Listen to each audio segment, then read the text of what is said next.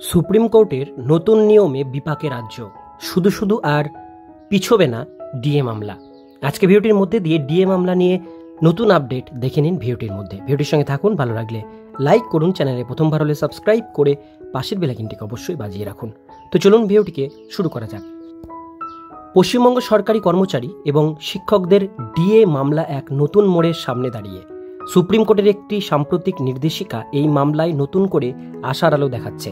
বিশেষ করে যখন 4 আগস্ট মামলার শুনানির দিন এগিয়ে আসছে, মানুষ বিস্তারিত জেনে নেই এই ভিডিওটির মধ্যে।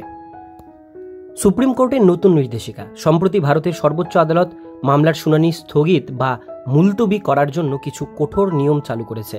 এই নতুন নিয়মগুলি ডিএ মামলার মতো দীর্ঘসূত্রিতা এড়াতে সাহায্য করবে বলে মনে করা হচ্ছে।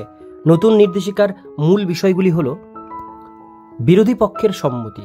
এখন থেকে কোনো মামলার শুনানি স্থগিত করতে হলে বিরোধী পক্ষের আইনজীবী বা দলের সম্মতি প্রয়োজন হবে। সময় মতো আবেদন। শুনানির আগের দিন সকাল 11টার মধ্যে স্থগিতের আবেদন জানাতে হবে। নির্দিষ্ট কারণ এবং ইতিহাস।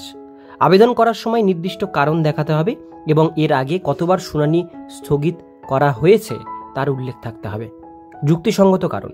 শুধুমাত্র নির্দিষ্ট কিছু যুক্তিসঙ্গত কারণে, যেমন আবেদনকারীর নিকটায়িত্বের মৃত্যু, স্বাস্থ্যগত সমস্যা বা সুপ্রিম কোর্টের কাছে গ্রহণযোগ্য অন্য কোনো কারণে শুনানি স্থগিত করা যাবে।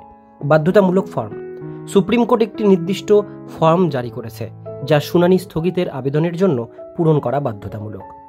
ডিএ মামলার উপর প্রভাব। এই নতুন নিয়ম ডিএ মামলার উপর অত্যন্ত ইতিবাচক বলে মনে করছেন বিশেষজ্ঞরা।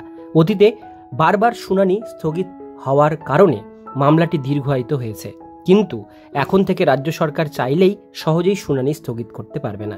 এর ফলে মামলাটি দ্রুত নিষ্পত্তির দিকে এগোবে বলে আশা করা হচ্ছে।